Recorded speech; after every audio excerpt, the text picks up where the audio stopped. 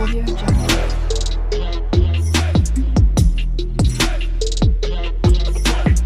Audio Jungle. मसीह भाइयों और बहनों, एक्सपोजिटरी बाइबल स्टडी में आप सबों का भरपूर स्वागत है। आइए आज हम एक महत्वपूर्ण टॉपिक, एक महत्वपूर्ण विषय के बारे में आज हम चर्चा करने के लिए जा रहे हैं। और आज हमारा जो चर्चा का विषय है वो सबसे विवादास्पद विषय है, जिसे कई धर्म के लोग, कई संप्रदाय के लोग, कई कल्ट के लोग इस पर विश्वास नहीं रखते हैं, इसको मानते नहीं हैं, इसको डिनाई करते हैं। और वो विषय क्या है? वो विषय है ईसा मसीह कौन है?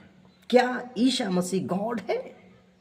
कई सारे धर्म संप्रदाय और कल्ट के लोगों का मानना नहीं है, वो नहीं मानते हैं कि ईसा मसीह गॉड है, ईसा मसीह परमेश्वर है, ईसा मसीह खुदा है।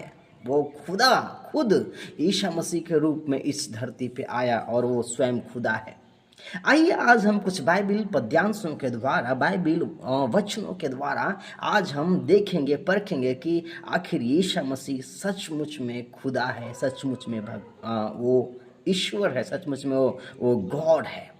हम सबसे पहले देखेंगे यूहन्ना रचित सुसमाचार, उसका 1 अध्याय और आयत 1 पद से लेकर के 5 पद तक देखेंगे और आयत नंबर हम लोग 14 भी देखेंगे। हम जब यूहन्ना रचित सुसमाचार उसका 1 अध्याय देखते हैं तो पहला पद में क्या लिखता है? आदि में वचन था और वचन परमेश्वर के साथ था और वचन परमेश्वर था।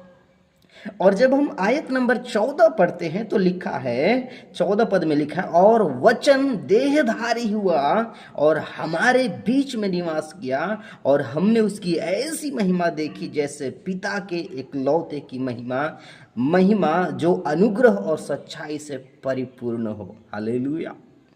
यहाँ पर जब हम यूहन्ना रचित सुसमाचार उसका 1 अध्याय देखते हैं, 1 पद, जहाँ पर यीशु मसीह का एक प्रिय चेला जो यीशु के साथ रहा, यीशु के साथ चला, यीशु के साथ बैठा उठा, यीशु के साथ वो रह करके यीशु के द्वारा किए गए चमत्कारों को, बड़े बड़े कार्यों को अपने आँखों से देखा। यूहन्ना उसका प्रिय चेला जो कि एक आई विटनेस रहा, उसका एक चेला रहा, वो यीशु मसीह के बारे में आत्मा में हो करके यीशु मसीह के का जो ईश्वरत्व है उसके बारे में यहाँ पर वर्णन करता है कि यीशु मसीह वो क्या था? वो आदि में वचन था, आदि में वचन था। यहाँ पर साफ साफ कहता है कि जो वचन है उसका एक्सिस्टेंट आदि काल से ही, शुरू से ही है। जब कुछ भी नहीं क्रिएटेड था, जब कुछ भी नहीं बनाया गया था, उससे पहले ही वचन एग्जिस्ट करता था। और ये वचन कौन है? हमने 14 पद में पढ़ा कि वचन देहधारी हुआ। और देहधारी कौन हुआ प्रियो? देहधारी प्रभु यीशु मसीह हुआ। हालेलुया। जो आदि काल से, जो अनंत काल से एग्जिस्ट करता था, वो वचन देहधारी यीशु मसीह के रूप में हुआ और हमारे बीच में आया। हालेलुया। और कहता है कि वचन परमेश्वर के साथ था। यहाँ पर जो वचन है, जो यीशु मसीह है, उसका को एग्जिस्टेंट गॉड के साथ दिखाता है कि जो ये यीशु मसीह है वो गॉड के साथ को एग्जिस्ट करता था इटर्नली। हालेलुया। और क्या कहता है? वचन परमेश्वर था। और जो ईसा मसीह है, जो वचन आदि से था, वो खुद गॉड था। वो खुद गॉड है, उसका एसेंस है, वो गॉड हुड का है। हालेलुया।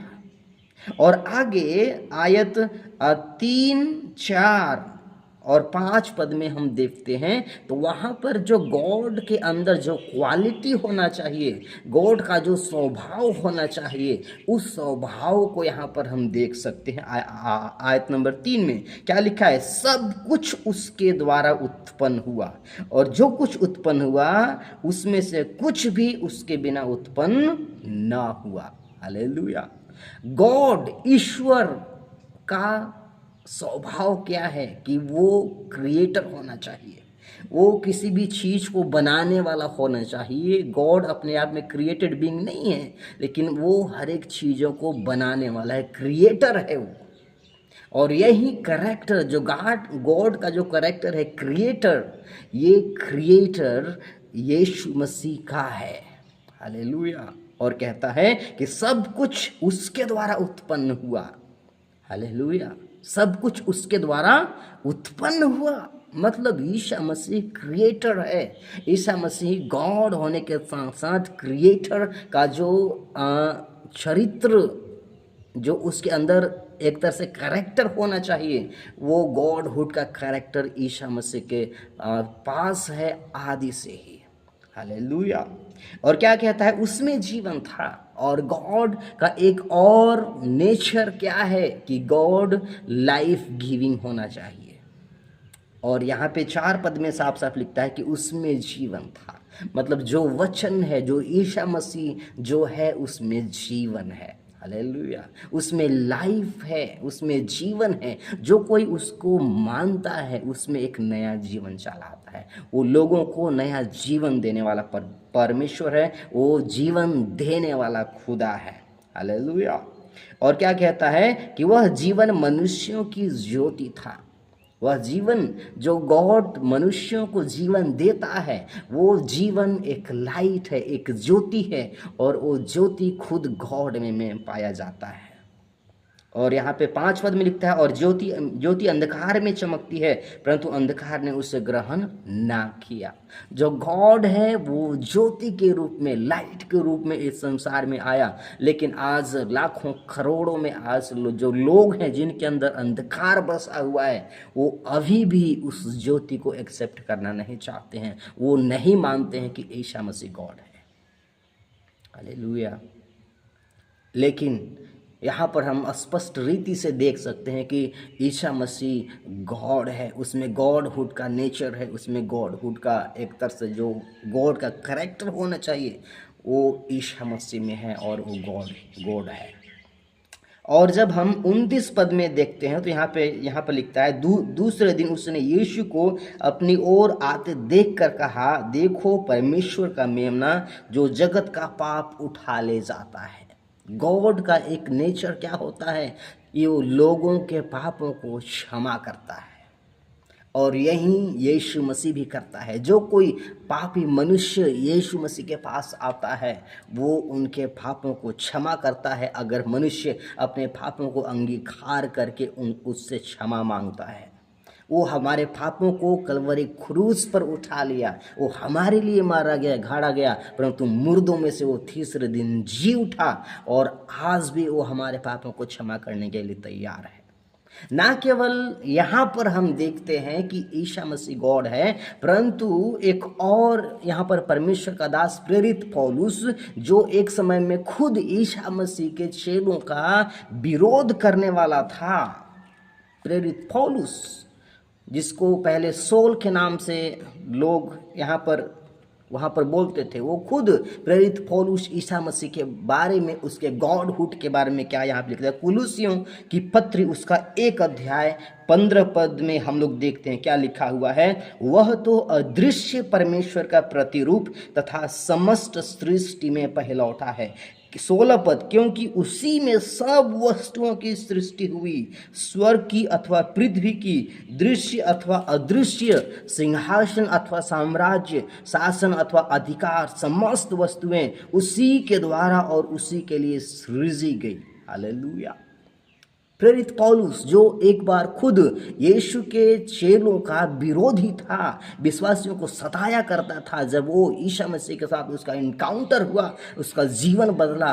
और वहीं प्रेरित पौलुस यहाँ पर एक बड़ा प्रकाशन देता है कि ईसा मसीह और कोई नहीं लेकिन अदृश्य परमेश्वर का प्रतिरूप है। हालेलुया। और ईसा मसीह के द्वारा, ईसा मसीह में ही सब वस्तुओं की सृष्टि हुई है, उसके द्वारा हुई है। यहाँ पर 16 पद में यहाँ पे लिखता है साफ साफ, क्योंकि उसी में सब वस्तुओं की सृष्टि हुई, स्वर्ग की अथवा पृथ्वी की, दृश्य अथवा अदृश्य, सिंहासन अथवा साम्राज्य, शासन अथवा अधिकार, समस्त वस्तुएं उसी के द्वारा और उसी के लिए सृजी गई। हालेलुया। प्रेरित पौलुस भी यहाँ पर परमेश्वर का एक बड़ा प्रकाशन अपने जीवन में पाता है और ईसा मसीह को वो जान पाता है कि ईसा मसीह और कोई नहीं लेकिन अदृश्य परमेश्वर का प्रतिरूप इस पृथ्वी पर आया है। हालेलुया। और आगे जब हम लोग इब्रानियों की पत्री में हम जाते हैं, वहाँ पर उसका एक अध्याय में जब हम लोग वहाँ पर भी पढ़ते हैं तो वहाँ पर भी हम जान पाते हैं कि ईसा मसीह और कोई नहीं लेकिन खुद परमेश्वर है। वो अदृश्य परमेश्वर का प्रतिरूप है। परमेश्वर उसके द्वारा संपूर्ण सृष्टि का रचना किया। परमेश्वर की सारी महिमा और तत्व ईसा मसीह में ही वास करता है। इस बातों को हम देख पाते हैं। हम देखते हैं यहाँ पर 1 पद से लेकर के 3 पद तक देखते हैं। प्राचीन काल में परमेश्वर ने नबियों के द्वारा पूर्वजों से बार बार तथा अनेक प्रकार से बातें करके इन अंतिम दिनों में हमसे अपने पुत्र के द्वारा बातें की, जिसे उसने सब वस्तुओं का उत्तराधिकारी ठहराया और जिसके द्वारा उसने संपूर्ण सृष्टि की रचना भी की। Hallelujah, praise the Lord. कहाँ गए आज जो लोग बोलते हैं कि ईसा मसीह गॉड नहीं है? देख लीजिए इब्रानियों की पत्री में यहाँ पर साफ साफ लिखा हुआ है कि जिसे उसने मतलब परमेश्वर ने सब वस्तुओं का उत्तराधिकारी ठहराया और जिसके द्वारा उसने संपूर्ण सृष्टि की रचना भी की। ईसा मसीह के द्वारा परमेश्वर ने संपूर्ण सृष्टि की रचना की। हालेलुया। इसलिए हम त्रिएक परमेश्वर पर विश्वास करते हैं। जब आदि में परमेश्वर ने कहा let there be light, that light was nothing else, the word was of God and that word himself was Jesus. परमेश्वर ने आदेश दिया और आदेश को पूरा करने वाला कौन था? ईसा मसीह खुद था। हालेलुया। और क्या प्रूफ चाहिए कि ईसा मसीह गॉड है? और क्या प्रूफ चाहिए? हालेलुया। और जब हम लोग नए नियम का हम लोग आखिरी किताब प्रकाशित वाक्य जब हम लोग देखते हैं तो वहाँ पर 22 अध्याय उसका 13 पद में हम देखेंगे क्या लिखा हुआ है। लिखा है मैं अल्फा और ओमेगा, प्रथम और अंतिम, आदि और अंत हूँ। हालेलुया। एक बार मैं फिर से पढ़ना चाहूँगा क्या लिखा है। मैं अल्फा और ओमेगा, प्रथम और अंतिम, आदि और अंत हूँ। हालेलुया। इससे बड़ा प्रूफ कि ईसा मसीह गॉड है और क्या प्रूफ चाहिए? आदि और अंत कौन हो सकता है? अल्फा और ओमेगा कौन हो सकता है? Only God. Only God can be the Alpha and Omega. Only God can be the beginning and the end. No one else. केवल परमेश्वर अल्फा और ओमेगा हो सकता है। तो आज हम सभी ने स्क्रिप्चर्स के थ्रू देखा है कि ईसा मसीह परमेश्वर है, ईसा मसीह खुदा है, ईसा मसीह गॉड है।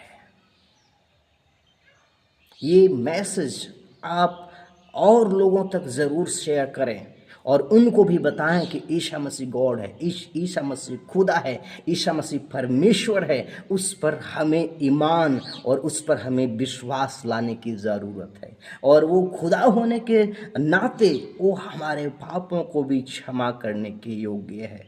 वो हमारे पापों को क्षमा करने के लिए तैयार है। क्या हम उसके अनुयायी बनना चाहते हैं? क्या हम उस पर श्रद्धा आज से रखना शुरू करना चाहते हैं या नहीं? मैं आशा करता हूं कि इस वचन के द्वारा परमेश्वर आप सबों को आशीष दिया होगा और आप सब लोग आशीषित हुए होंगे। और इस वीडियो अगर ये वीडियो आप लोगों को अच्छा लगा होगा तो इस वीडियो को और लोगों तक ज़रूर शेयर करें, लाइक करें और साथ ही साथ सब्सक्राइब भी आप सभी लोग कर लें ताकि और भी वीडियोस ऐसे ही आप लोगों तक आने पाए।